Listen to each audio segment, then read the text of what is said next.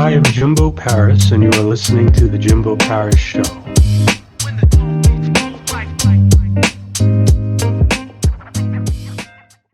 All right, hello everyone. This is Jimbo Paris here, and today we have an amazing guest, Maxwell Ivey. And I'll tell you right now, he has been very, very patient. He has waited here for a bit because, sorry again, guys, I was late. But let's see what he has to say. How's it going? It's going good. How are you doing? Great, great. So I'm interested to know, can you tell me a little bit about yourself? Who you are, what you're about, what your message is? Right. Well, who I am, I think at the core of it is two things. I love helping other people, and I'm continuing to change and evolve. So I'm still not yet where I probably will end up being. But I grew up in a family of carnival owners in Texas. I also grew up knowing eventually I was going to lose most, if not all, of my vision. I was lucky enough to be able to graduate from traditional high school and college. One of the few blind Eagle Scouts, and I also participated in the family business until my dad's death. Since then, I have started a website where I help people sell used carnival equipment. I have also started a site where I encourage people by sharing my life experiences and the lessons they could take from them at theblindblogger.net. I've written 4 books, been on hundreds of podcast interviews, traveled the country solo, sung in public, motivational speaker. Eventually, I was challenged to start my own podcast, which is called What's Your Excuse? And that has led to my producing a show for another blind person, a blind snowboarder named Emily Trempanier, that's called Shredding for Gold. And I now have a podcast network called the WYE Network, where I'm helping other people with disabilities launch their own podcasts or grow existing audiences. So just continuing to do the next thing, trying to find that one thing that basically blocks out everything else to where you know that you're finally there, you know?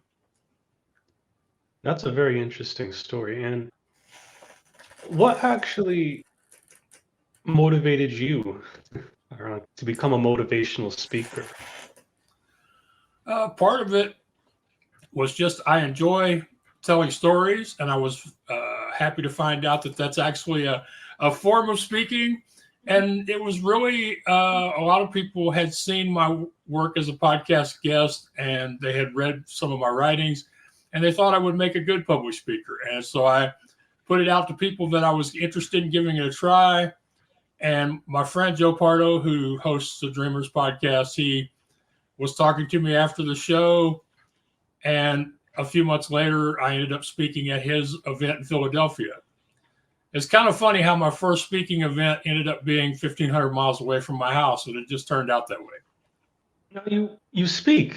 So what do you actually enjoy about speaking? Because I think everyone has like a different reason why they like to kind of speak and talk publicly in front of people. That takes a lot of confidence as well as a lot of motivation too, because it's not easy just constantly going up and speaking to people all the time.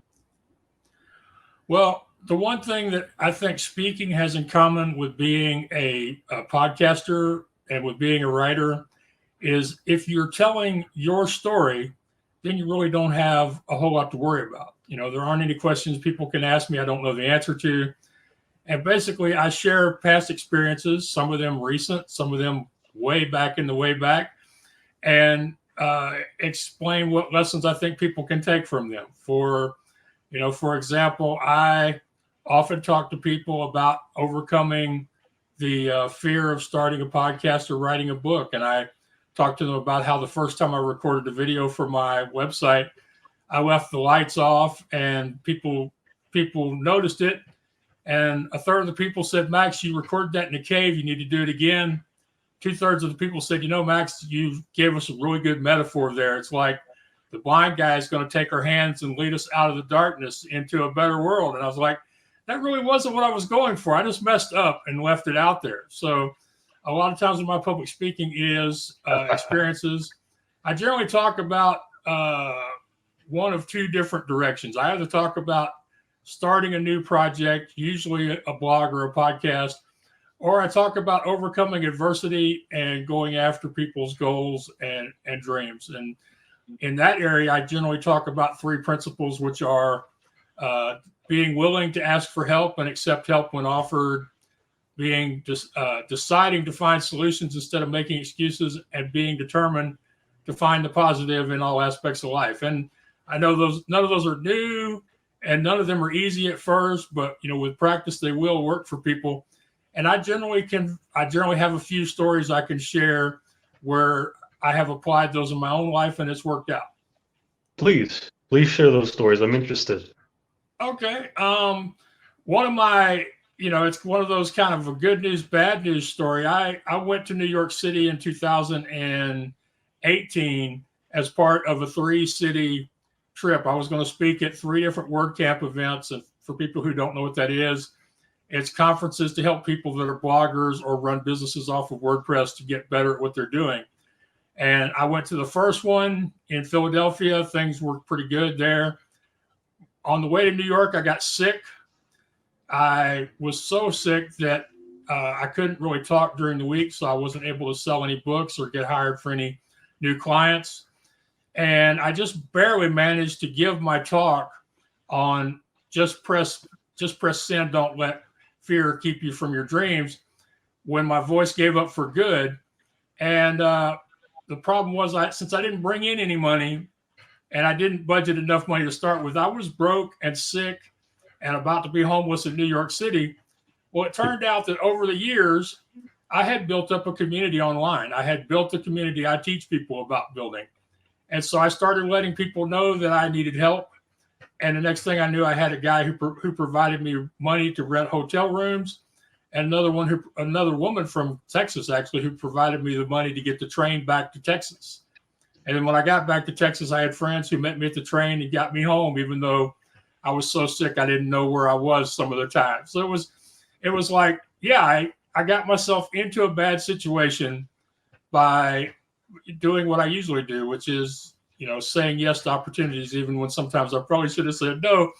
But, I got out of the situation because I had these friends, and many of them I've never met in person, probably never will meet in person.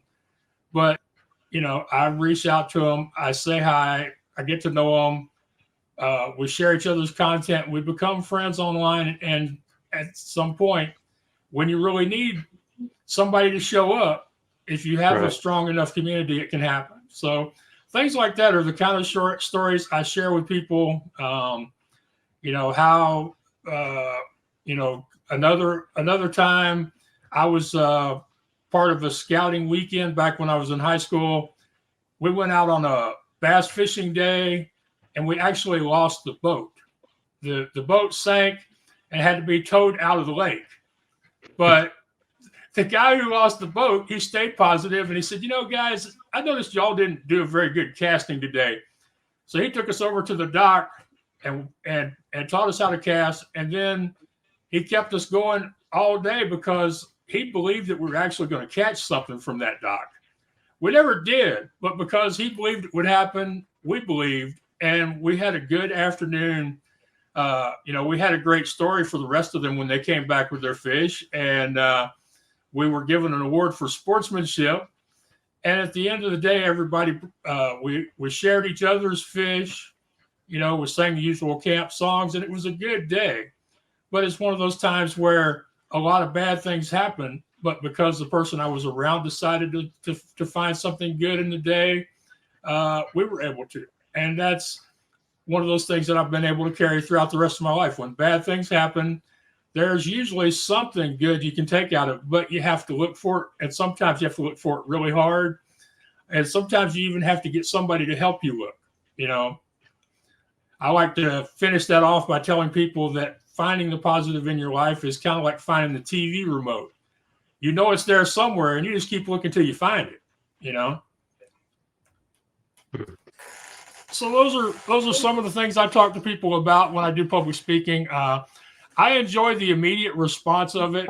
I have learned since COVID that I didn't think I would really miss public speaking because I felt like it was only 3 or 4 times a year that I did it. But I really do miss not just the immediate reaction of applause, of other audio responses, but the meeting people, getting to know people before and after it's your turn, the green room, the networking, the trivia night, whatever it happens to be. I just really enjoy all that goes into it. And I think that's another thing that, makes it easier on me as a speaker, is because I think a lot of people get really nervous. They get nervous because they're going to go, they're going to give their talk, and they're going to leave. It's the only reason they're there. And if you have other reasons that you're there, then the speech becomes a little less important and a little less scary. So, from what I could tell, you have a very, very powerful and strong community. I think a lot of people are wondering now, how do they also build a community that's strong and that connected to them? Well, it's simple and it's cliched, but really it just starts with being a good friend, and it starts with helping other people and putting other people ahead of what you need. It starts by not worrying about how many people there are that are connected with you or following you or that you know to speak to, but what do you know about them? What have you done for them in the last day, week, month, or year to help them accomplish their goals? So this is how you build a community. You find out what interests them. You try to learn about them. You try to help them whenever possible. And the other thing is you let them get to know you, because one of the things that really gets in the way of a lot of connections, especially during these times where it's all online, is people being afraid to let the other person see who they really are and know what they really care about. We still have way too many people that are worried more about the impression they make than about the results, about the connections, about the accomplishments, or even just about the experiences, good or bad, because they're worried about what's the other person going to think. And I get that, especially for somebody that's running a business online. I can understand how they don't want to be vulnerable. They don't want to be honest and authentic and let people see it all. But there are just way too many people that are still focused on the superficial. I recently heard somebody say that on social media, too many people are the A side of the record. There was always a B side of an album or a 45 record. And most of the time, the B side was not great, but sometimes there were some real classics on the B side. But you had to flip the disc over and listen in order to find that out. And there's too many people focused on putting out that image as opposed to letting people see who they really are. And you don't become good friends with somebody that you keep at arm's length. You don't generate the friendship, the kind of person that will buy you a hotel room, or the kind of person that will even help you move if you're hiding a good chunk of who you are from them on a regular basis. So as much as you possibly can, given your personal circumstances, given your goals, as much as you possibly can, let people see the real you. That's the most important place to start if you're looking to build a community. And I'll be honest, over the years, I've had coaches tell me, Max, I know your brand is about authenticity, but could you be a little less authentic? So it happens. It happens. But yeah, I have a really good friend named Lorraine Regularly, and she's been my editor on my books. And she has a website called wordingwell.com. I would have eventually published without her, but I wouldn't be nowhere near as good as I am without her. But she used to be afraid to let people know her story, that she was raped as a teenager while still a virgin, that she went into drug use and prostitution and was a single mother. She thought that people would hold that against her and not want to hire her now that she's a successful author, poet, artist, and public speaker. But what happened is that people wanted to hire her more to help them edit and publish their books. It was like, if you could share your story, a story that's that difficult for you to tell, then you're the perfect person to help me tell my difficult, embarrassing, traumatic stories that I want to put out in my book. So it really did help her, but she had to find the courage to let people see all of her and not just the part that she wanted to put out into the world. And I am very honored that I was one of the people who helped her come to understand that it's only through people understanding who we really are, that we can build those kind of connections to where somebody, if they're at a party and they go, I've been thinking about writing a book for a long time, but there's just so many reasons why I can't. Well, you need to talk to so-and-so because they helped this guy who can't even see publish 4 books so far. That's the kind of friends you can only develop if you let them see who you truly are.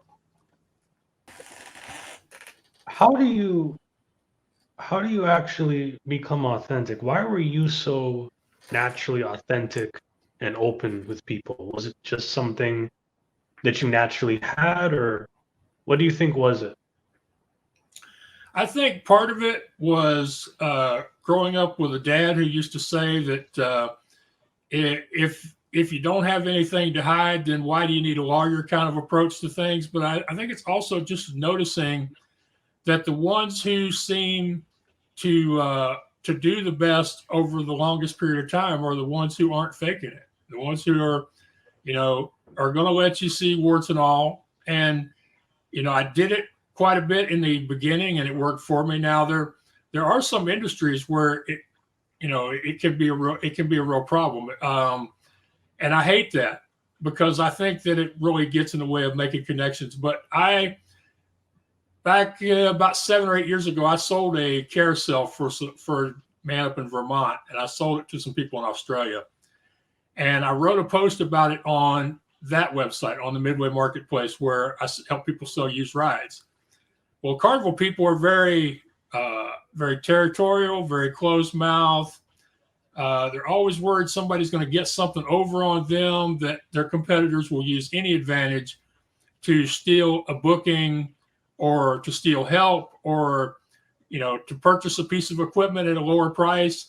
And I wrote a post about selling that carousel, and I got an email from the people who bought it like, Max, we do not appreciate one bit you letting people know what we paid for the ride.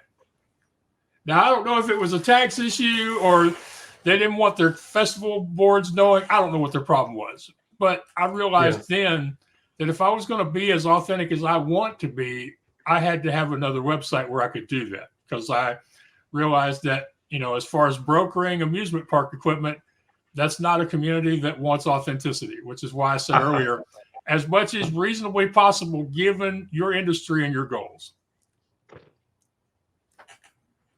Man. I think, it's just so shocking to me how, some people will actually do that in the hopes that it will actually bring them up a level. When in reality, they're actually losing themselves, if that makes sense. Well, it makes a lot of sense. They lose the truth of who they are in the lie of who they want to be. And the other thing that happens is that sooner or later, they will get found out and it'll be embarrassing, if not an actual scandal. Or what happens more and more nowadays is people are more, I think they're smarter about things like that than they used to be. If you're putting out a fake persona out there, a lot of people will sense it, and they may not openly be hostile to you, but they'll just quietly go the other direction. But we've had some great examples. I went to speak at Podfest a couple years ago, and as I'm checking in, I'm talking to the hotel security people because I like to get to know the staff, because I never know when I might need somebody to help me in the middle of the night, because I get lost in hotels. But he's like, man, we were having this convention for video podcasters last week, and this woman rolled up in a Lamborghini that was what's that, wrapped, where they put the paint and stuff on the body of the vehicle.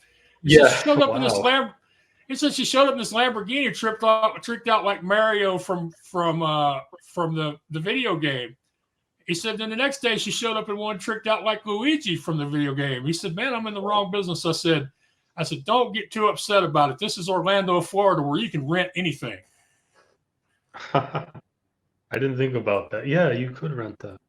That was my initial response. You got to remember, I come from the event planning industry. I've got friends who rent anything from a horse-drawn carriage to a gondola Ferris wheel. So that was my first reaction when I heard him. He's disappointed. He's like, man, I'm in the wrong business. Nope, it's Orlando. Google it. I bet you can rent that stuff. And then my brother told me that when you buy a Lamborghini, you sign a waiver saying that you'll never do anything like that to one of their cars. So if it wasn't rented, it was temporary. Kind of like a temp tattoo, maybe, sort of a thing. But you know, if I could come to that conclusion, how many more people you think came to that conclusion? I don't know. I think a decent amount would too. Like, this person is flexing, trying to look good, but you're an authentic person, though, and authentic people are rare, so it could depend. Yeah, it could. I think that authentic people are rare, but I think a lot of it is that many people who are authentic just haven't gotten to the point of putting themselves out into the world and letting more people see that they're authentic. I think a lot of authentic people are still a little nervous that by being their authentic self, they may be taken advantage of. Mm-hmm. And there's still that old fear of, what if I share too much with the wrong person? You know, so it's difficult. I think the people that fake everything have problems. They're different than my problems. I have had people who have reached out to me, though, who have said, you know, you really should work on phrasing your answers in a more positive way. And I'm like, at this point, you know, I'm 55 years old. I've been online since 2007, and I've been approaching the world pretty much the same way since then, or if not earlier. And I just don't know that I could change if I wanted to. So I do it this way. Other people, you know, they're going to put on a good show and make you think they're better than they are. Well, which one do you think lasts longer? That's the question you got to ask yourself. You know, yours will definitely last longer. And I think a lot of those inauthentic people, they may look good on the outside, but, you know, they're actually struggling on the inside, you know? Yeah. A lot of people with new cars and new homes, or in my case, a lot of people who I used to know better that have huge Carnival Midways, a lot of them are not happy people. Because they may have had to do things or forget things in order to become that financially successful. You know, one of the things I'm open about is that I do a lot of great work for people. I'm very satisfied with what I do and the people I help. But I'm also honest to admit that I would like to make more money doing it. I would like to be more financially successful. But I'm smart enough to keep the two separate, you know, and just because I'm not making 6 or 7 figures like every guru and their brother says you have to if you want to be considered a success in this world, doesn't mean I'm going to stop doing what I do, or that I'm going to go, man, that stuff, those people you're helping, they need to go help themselves, or they need to start paying you more money. I just don't really get involved in that sort of thing. But you know what I'm talking about. There are way too many coaches who the end all and be all of success is book sales, merch sales, total gross, you know. And to me, you know, I am really happy that a woman from Canada calls me the producer of her podcast. And I feel like, you know, we're building something at the Y Network, and that eventually it's going to be the kind of thing that's going to help a lot of other people overcome the overwhelm and share their stories and possibly help and encourage and educate more people. I think it has a real possibility for good. And who knows? I think it eventually will make money. The people that host my podcast, What's Your Excuse, and the people who are providing the hosting for the What's Your Excuse network at Blubbery, they see it as a very exciting niche. And more than once, my contact there has said, Max, it's just a matter of time before people are going to want to sponsor this. He said, the only thing is they're going to want to take you away from us in order to do that.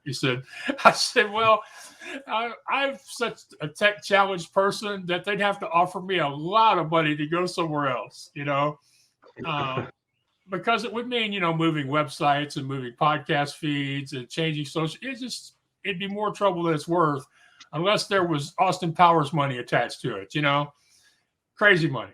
But I'm enjoying it. I'm hoping that somebody that's watching or listening today knows somebody that wants to start a podcast that either has a disability or enjoys advocating for or supporting people with disabilities, or works at an organization, a foundation, or a government agency that's been thinking about starting a podcast. I mean, I could definitely see an organization that has continual fundraising needs getting a lot of value out of having a podcast.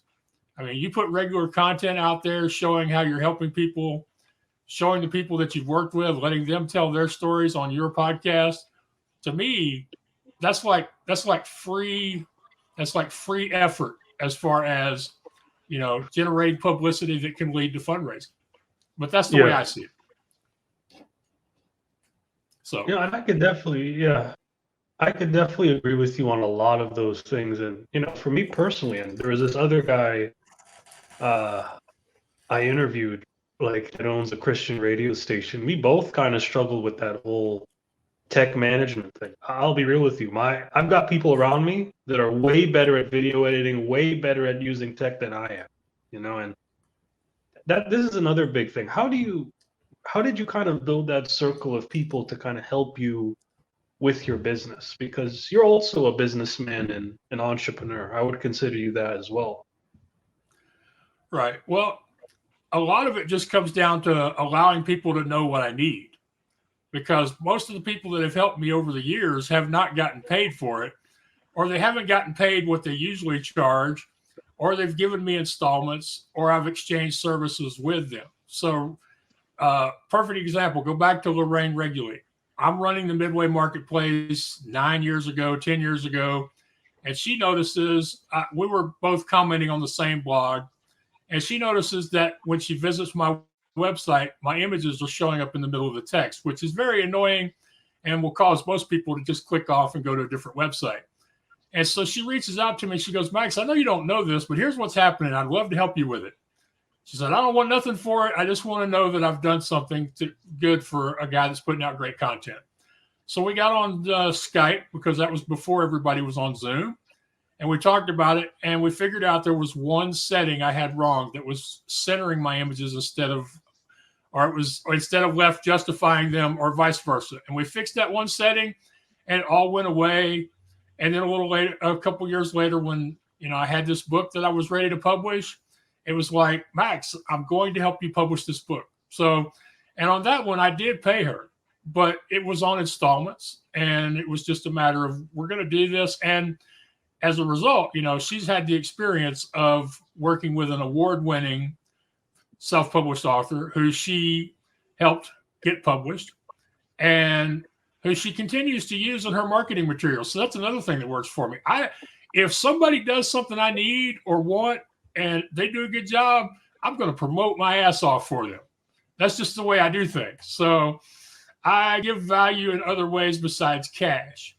And then, of course, another thing I do is I decide whether or not I really need something before I start putting it out there that I want it or need it. For example, you talk about editing. I am horrible at editing. I have no interest in editing. I have no budget for editing at this point, but I have a few people I can go to edit if I absolutely need them to. So what did I do? I told people from the very beginning that this podcast is not edited. It is what they used to call back in the day, golden age of television. This is recorded live.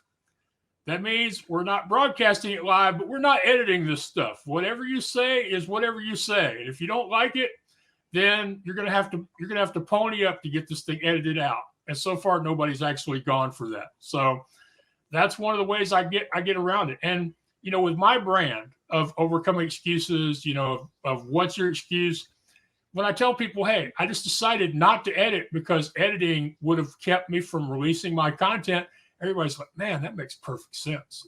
And, for the most part, it hasn't been a problem. The real problem has been, and actually the funny thing has been, if you look at my video content over the years, when I first started, I was using the camera on my laptop and the audio recorder on my laptop, and sometimes Zoom on my laptop. No external lighting, just the lighting over my head from a ceiling fan. And I'm sure your audience can imagine just how bad that was. Still, I built an audience. People tuned in. They downloaded my episodes. Eventually, I upgraded to an LED light system so that it puts light on my face, which isn't ideal because sometimes the light goes off and I don't know it. And sometimes I'm not perfectly in focus for the lamp, but it's better. A little later on, somebody talked me into buying an external camera. So I've got this HD camera up on my shelf. So now people are looking at me or down at me instead of up at me, which I understand is also very distracting and annoying. So we've been working on it over time. But if people want to go back and look at my YouTube channel, they can go back in time and they can go, Max, you look horrible then. You're okay now. But even now, I've been told, Max, you really should get a new computer so you can run a virtual background so people don't see either your closet or your bed. And I'm like, hey, I am I'm all about authenticity. I'm doing this for my bedroom, same as everybody else is nowadays. Bedrooms, closets, attics, cellars, basements, garages, I have a friend in North Carolina who does his from the bed of his F-150 pickup truck because that's the only place he knows he can have quiet and people won't bother him. So, but we've gradually improved things over time. But even if we go back to the really bad video content, it didn't stop me from building an audience. So that's a lot of it. Be authentic, let people know what you need, but decide what you need. In my first book, Leading You Out of the Darkness into the Light, I talk about how we have to set our own goals and not just use other people's goals. That way too many people get in problems because they're going after somebody else's dream, not their own. And it's the same thing with your resources. I mean, if you don't feel like you absolutely have to have something to go online, then don't do it. Maybe you find out later you really should have done it, but don't let that be an obstacle. Don't let it be an excuse. And that's how I've done things. And thankfully, the recorded live thing has worked. My podcaster, Emily Trupanier, she's editing a little, but she has better tech skills than I do.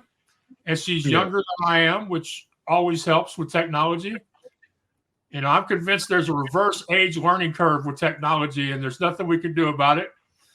So those are some of the ways that I manage technology. Is sometimes I just don't manage it, and sometimes I get help from friends, and sometimes I hire people. Just depends on how bad I need it, how soon I need it, and what the budget is like at that moment. That's really interesting. And you mentioned one thing. What actually motivates people to focus on other people's dreams? Well, a lot of it is just seeing somebody else being successful. And you feel like if they can do it, then you can do it. But the problem is if you don't have any real curiosity or passion, a lot of times doing what other people are doing just isn't going to work for you. When I first started the Blind Blogger, one of the things I thought I would be doing is I thought I'd be coaching, helping people accomplish their goals. But what I found out after 2 years is that nobody wanted me to do that for them. What they wanted to know was, how did Max get on podcasts? How did Max get featured in online magazines? How did he get speaking gigs? That's what they wanted to know. So what I finally realized is I could either keep doing something they didn't want, which is coaching, or I could start doing something they wanted and were willing to pay for, which is what I call online media publicity work. And so that's what I've done. I've found the goal that Max is interested in that also pays bills. And so that's what I mean about other people's goals. My friends and family, very well-meaning people, online community, very well-meaning people. It just didn't work for me. It wasn't something that was a good fit, or that not only for me, but also wasn't a good fit for the people on the other side of the internet. So a lot of it is really just, you think you would be good at something, or your friends, family, coworkers think you'd be good at something. And sometimes they're right. The people that said I would be good as a podcast host, they were right. The people that said I would be great as a publicist, they were right. People who said I would be great as an author, they were right. People who said I would be great as a coach, they were wrong. So But it really just does come down to, just because your friends and family think you would be great at it doesn't mean you will. If you don't have a curiosity or a passion or an extreme financial motive that will cause you to do things that you don't really care to be doing, then you're not going to succeed long term.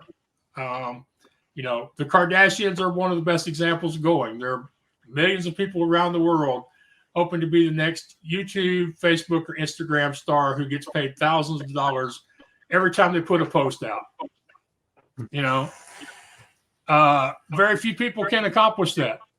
And there are even a lot of people who have generated huge followings, but still can't monetize those followings because it's just not them, So the other thing is a lot of times we can build a following, but a huge following of uninterested people, or a huge following of people who are only interested when we have something really exciting to tell them, is not as good as a small group of people that are very loyally invested in everything we do.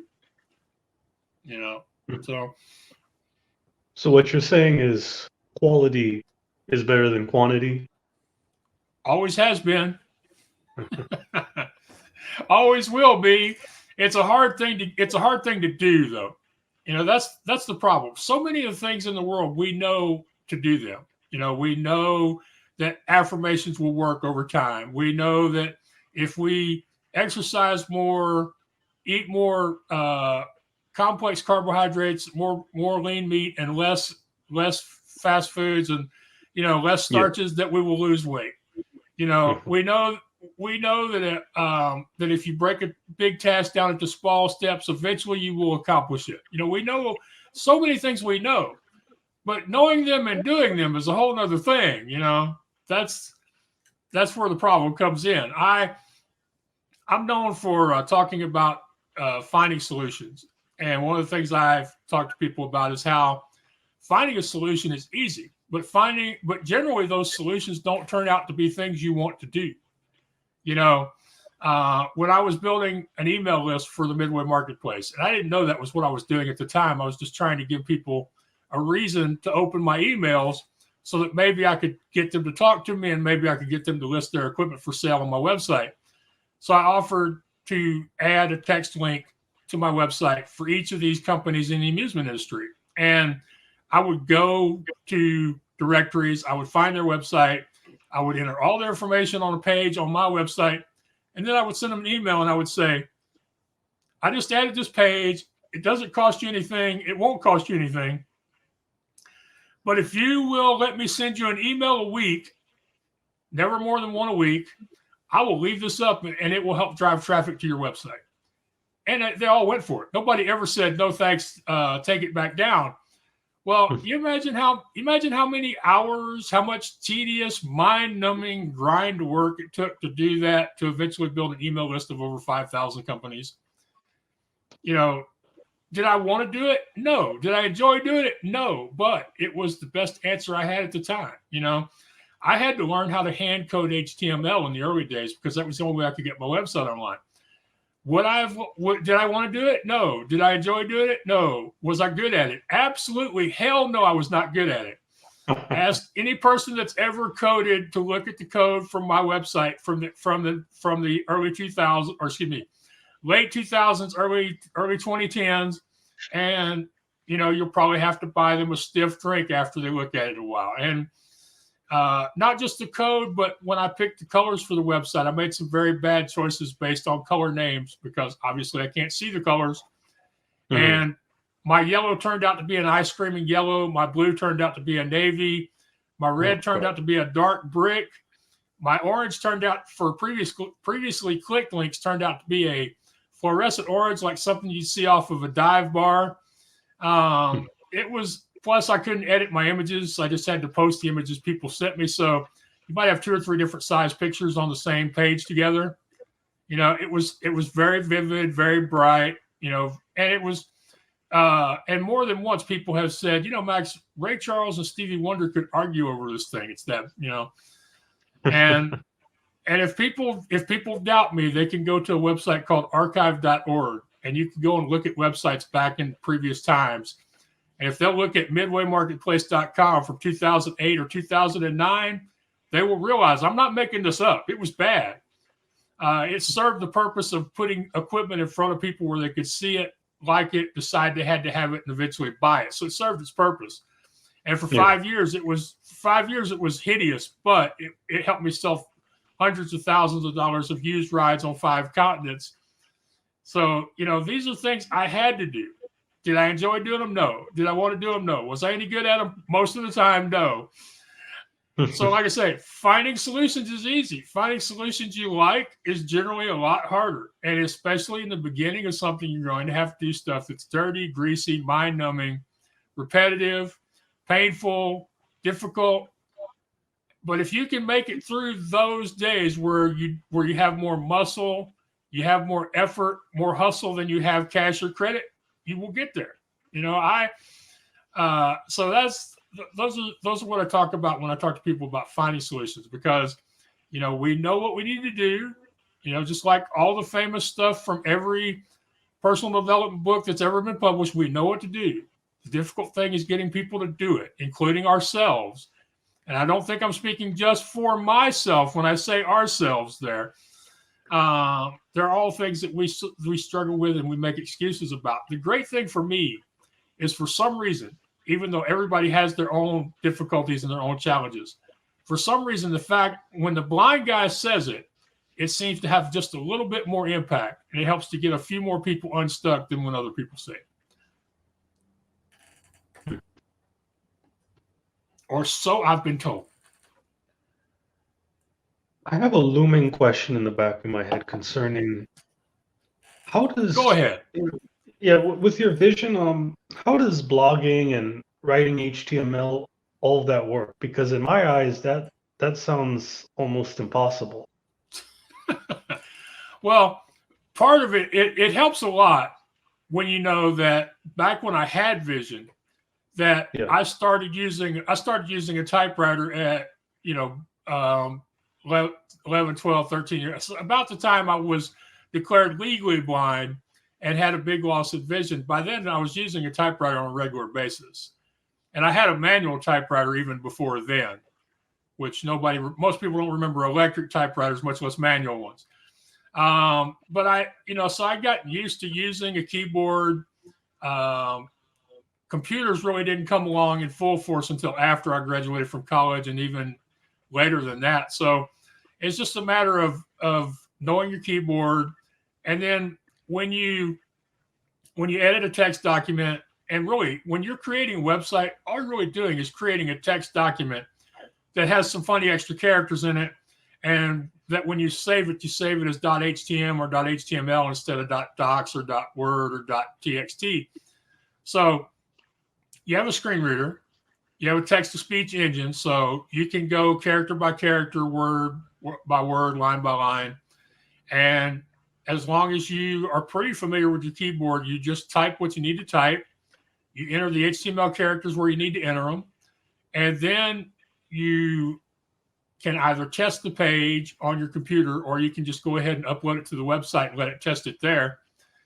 And if you broke something, that was when the fun began, because then you're stuck with a document that may be anywhere from a few hundred characters to a few thousand characters, trying to find the one place where your symmetry is off and you've left out a period or a slash or a less or a greater than. And but I've talked to people who code, who can see, and they've all told me that they think I have an advantage when it comes to coding, because your ears can't cross, your eyes can. And so, as long as you don't just get so tired that you're not able to pay attention to what you're doing, hearing the code may actually be easier than looking at it. And I never even thought about that till just now. My brother used to joke that when he would code, that the less thans and greater thans started looking like rhombuses. That things would start to run together on the screen. But but the thing is if you're doing it with speech, though, you don't have the advantage of being able to scan a document, and maybe you get lucky and you notice something that's wrong without having to go back and just examine everything one character at a time. So that would be an advantage. I think it's probably a push, but as far as writing a book, generally, again, you just open a text document and you type it in, and then you can either, I always edit it myself. And then since I know that visual appeal is a big thing as far as whether or not people will buy a book or read a book or enjoy reading that book, I then send my stuff off to Lorraine, and she does the professional editing and formatting and submitting it to Amazon and other websites where people can buy my book. But again, it's just a text document. And as long as you remember that it's just a text document with some extra Lorraine gets mad at me because I don't leave enough blank space in my text documents when I write my books. But, it's an HTML document, a book, a chapter in a book, a page for a blog. It's all just a text document. And as long as you just remember that, it's pretty easy. There are programs that will help you as far as editing or formatting with your blog. I have yet to try them with the ones that offer similar services for books because I haven't found one of those that's accessible yet. But yeah, it can appear daunting. And I have a lot of sighted friends who still wonder how a blind person has a blog, much less a podcast, and now a podcast network. But really, it just comes down to doing what you can each day, trying to do the most important things, trying to ignore the stuff that's just screaming for your attention, and trying to show up every day. That's the thing. It's to do what I do, to do what so many other people do who also have challenges like family, dogs, jobs, kids, older parents, physical disabilities, sicknesses of their own. They still show up. It's difficult to do it every day.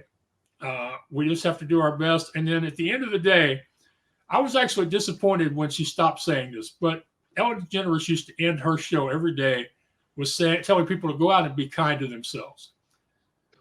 I feel like there's no way any of us are really going to finish everything that we need to do or want to do by the end of the day or by the time we go to bed. So we just have to remember, hey, this is not the principal's office. This is not our parents. We are not intended, to be mean to ourselves because we didn't meet our expectations, which were usually way over what we should have expected for the day in the first place. It's just my opinion. When it comes to all of this, you kind of go by the name The Blind Blogger. Why do you go by that name? Well, I didn't choose the name. You see, one of the things that happens when you're visually impaired, and I hear it happens often with people who have other kinds of disabilities, is whenever you're in a group, you're the only one in that group. And so you often get referred to in that group by your disability. And in 2000 and let's see, this is 21. So let's in 2014 or 15, no, it was early because I started with the Midway Marketplace. So I was posting on LinkedIn in a group for bloggers to help each other promote their blog posts. And people in that group just started calling me the Blind Blogger. And when I decided to start a separate website for it a couple years later, I asked everybody, I'm like, what should I call myself? And they said, Max, we've been calling you the Blind Blogger as a means of shorthand for a long time now. If you're going to be anybody, that's who you should be. So that's why I'm the Blind Blogger. And, from the point of view of branding, it's actually become a little bit of a problem because on the one hand, it's unique. It's established. I've got 6-7 years of posts, social media posts, podcast episodes. I got all that content out there. But on the other hand, it doesn't say everything that I do or that everything even that I may end up doing. So I have days where I think it's too limiting. I have days where, it's like the warm sweater. It's who I've been so long. I don't want to be anybody else. It's the name and the brand that created the logo that shows me as a superhero with my catchphrase, "What's your excuse?" on the bottom of the image. And I just continue to do the work. I recently changed my LinkedIn profile to just what's your excuse. And so far, people don't seem to care too much for that. I may have to go back to the blind blogger on LinkedIn as well as other places.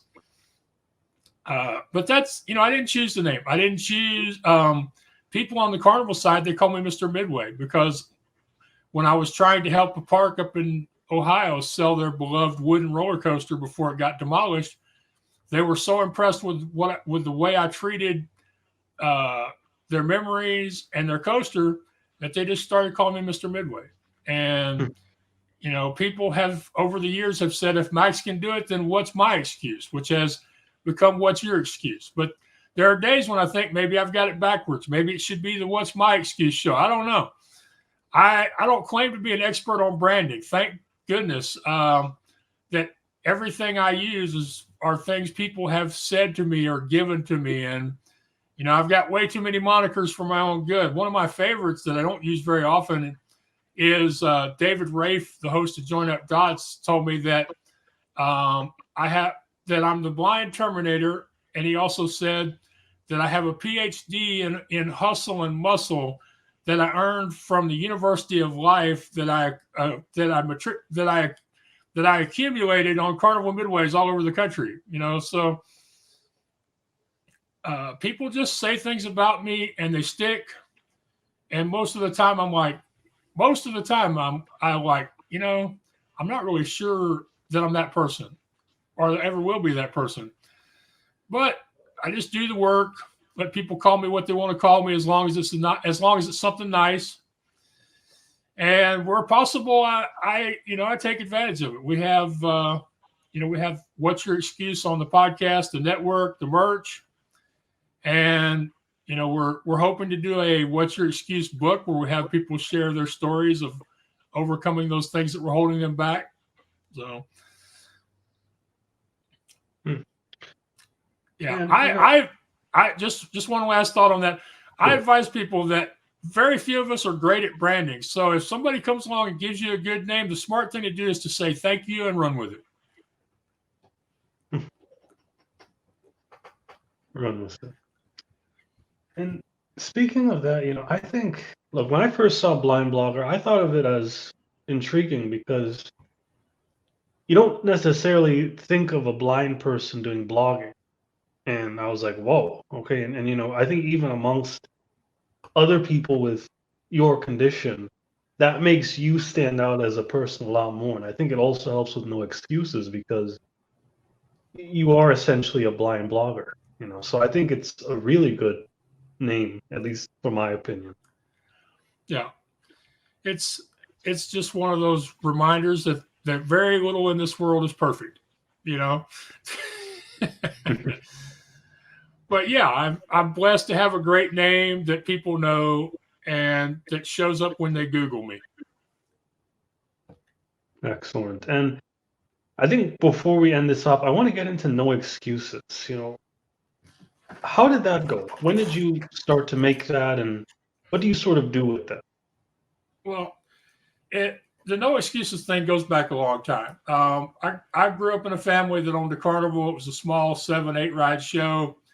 We never really had all the resources that we wanted. We usually had to sell an old ride to buy a newer ride. And more often than not, we would get open, which in the carnival business, the only thing that matters is, do you get open or not? Because if people can't buy a funnel cake and ride the Ferris wheel on Thursday night, then you were a failure. So we, more than once, me and my dad, we would bring in the last piece of equipment. We'd bring in a ride or a game trailer, and we'd be getting there just in time to get it set up and get open. And people would go, how did y'all do that? There was only 2 of y'all. How did y'all load that 900-pound moonwalk by yourselves without a winch or a block and tackle? How did y'all do this stuff? And my dad would always look at him and he'd smile and he'd go, what? Did we have an excuse? He said, no. He would say, what? Did we have a choice? So, you grow up in a business that teaches you that really nobody cares about your excuses. Even if something happened that legitimately would be a good reason not to make opening, it doesn't matter. I mean, We had a guy fall asleep at the wheel driving a adult ride to a festival in Texas one year. His child died. His wife spent months in the hospital. We lost the festival because that ride didn't make opening. So you learn over the years in the business that I grew up in that for the most part, excuses aren't going to be tolerated. So it generally just becomes part of the way you do things. And then I've realized over time that, we have a choice. We can either decide to find a solution, even if it's a solution we don't like, or we can choose to live with the excuses. Now, I know it's harder than that sounds. I know that sounds great. I know it's a lot harder than that. But I know it's like everything else we do. If we will start doing it in small things and practice it and get good at finding those solutions, then eventually they will start turning up whenever we find ourselves in need to solve a problem, in need of a difficult answer to a question that's been bothering us for a while. That's just the way it has worked over the years. Knowing that there was a solution was how I hand coded HTML. Knowing there was a solution is how I managed to get previous clients to rehire me so I could afford to go to a speaking event. Knowing there was a solution was telling the event organizer that the only way I was coming was if he was going to provide me a plane ticket. Knowing that there's a solution is how I decided to sing on my podcast intros and why I sing when I give public talks. There are lots of solutions out there. So it really just comes down to deciding that we're not going to keep making excuses. And that doesn't happen overnight. It's a lot harder the more important the thing is to you that you're making excuses about. But there's always a solution. And usually the problem comes down to it's a solution we don't like, or the solution has an effect on our ego. If you could go back in time and speak to your younger self, what would you tell him? I recently heard a quote from Tallulah Bankhead. She was once asked if she had her life to do over again, would she change anything? And she said, I would make all the same mistakes, only sooner. So in my case, I hung on to a carnival business for probably 5 or 6 years longer than I could have. When I quit a job I had because at the Internal Revenue Service to go back to the carnival because it wasn't emotionally healthy for me to continue working there in collections, that I didn't go to the bank and borrow money to buy a new carnival ride before I quit. There are things I wish I had done sooner, or had realized what I was going to do when I did it. But for the most part, I'm much better off physically, mentally, emotionally now than I would have been if we had managed to keep our carnival going. I'm better off now that selling used equipment isn't the only thing I do. So I would have gone back and I would have told myself, don't have tunnel vision.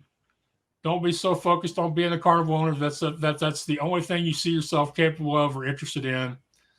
And please understand you are capable of so many things that you are not aware of now. If you will just decide to try some of those things, find out if you're good at them or not, and figure out a way to do them that's personally effective for you. So, quit the carnival business sooner, become a blogger sooner, become a podcaster sooner. Those would be the things I would tell myself. Very great advice. And are there any other, this has been a great interview, and are there any other final words you would like to tell the audience? I would say the most important thing that I can tell people is that we have a choice in just about everything. We can choose to try to do everything by ourselves, or we can choose to ask for help and accept help from others when it's offered to us. We can choose to be depressed, or we can choose to find some positive even in a negative situation. We can choose to find solutions, even if they're solutions we don't like, or we can choose to just avoiding it and not doing that thing we really want to do with all our hearts because we have an excuse that we like better. It really all comes down to decisions as to what we are willing to accept in our own lives. So if there's something you don't like, the odds are you know what to do. You need to decide and take action. And oh, by the way, start with something small. Please don't listen to Max and quit your job. Please don't listen to Max and borrow $100,000. Please don't listen to Max and go off on a trip around the world and not know if your house is going to be back when you get home. Start with the small stuff. The small stuff is just as scary as the big stuff, which reminds me of one of my favorite quotes. There's a line from the second Star Wars movie. I'd like to tell you which one it is, but I get confused. Where Luke Skywalker has landed his X-wing in a swamp, and Yoda tells him to lift the X-wing out of the swamp with the Force. And Luke says it's impossible. And Yoda says there is no big or small. There only is. And I can't tell you how many times that has really served me to remind myself that a moment I was in where I thought things were really big, really scary, that it was just a little bit different than things I had already done. And just one last story. 2 years ago, I was booked to give a talk to close a school on starting podcasts. And I get to the event. I'm sitting in the back of the room. They come back from lunch, and I find out that the guy I'm going to follow to the microphone is Dave Jackson. Now, I don't know if you know who he is. I don't know if your audience knows who he is, but Dave Jackson is a legend in the podcasting world. He has helped people. He's helped over 1,000 people launch podcasts. And a very large percentage of those shows are still on the air. So I find out I'm going to follow Dave Jackson, the Learn to Podcast guy. I'm sitting in the back of the room waiting my turn. And at first I'm like, oh, shit, Max, what have you done now? And then I was like, wait a minute. This is like that line. There is no big or small. You've given talks in front of other rooms before. You've given this talk before. You've given a webinar on this topic about overcoming excuses and obstacles to finally get your podcast out there. So, 5 or 10 minutes later, I'm totally fine. I'm just waiting my turn. I go up, I give a great talk. I finish my talk by singing a little bit of the river. I get a standing ovation. And then we go home. Then we all go out and eat. So that's one of those things. We have to decide, but if you're going to take action, start with small things and work up to the big stuff, because a lot of times that big stuff is just scary because you think it is. Excellent story. And, again, great talk. Great talk. This has been a wonderful interview. I definitely gained a lot from this, and yeah, thank you. Well, thank you. I appreciate the opportunity. Just one last thing I like to make sure that I do every time, and that is I started doing podcast interviews in 2013. And I did them because I didn't have a good way to go out and meet people face to face. I live in a suburb. I'm blind. We don't have good transit here. But I knew there had to be an option. So I found out about radio and podcasting, and I started doing interviews in February of 2013. So without people like you, I wouldn't have had the opportunity to share my stories, to let people learn from my experiences, and hopefully have them decide that they can, that maybe what I did can work for them. It wouldn't have happened without people like you. Without you and many others, there wouldn't be The Blind Blogger or What's Your Excuse. So I just want to thank you. I want to let you know how much I appreciate the time, effort, energy, and passion you put into doing this for me. Well, it is my privilege. What I want you guys to do now is make sure you go down below and purchase David Medansky's book. It's coming out now. He talks a lot about natural dieting, a lot of great information on that book. I'm actually going to start doing his approach pretty soon, so you'll see the results with that. I definitely trust that it works after the last interview that I had with him. So check it out now. Thanks again. Thank you for listening to the Jimbo Parish Show.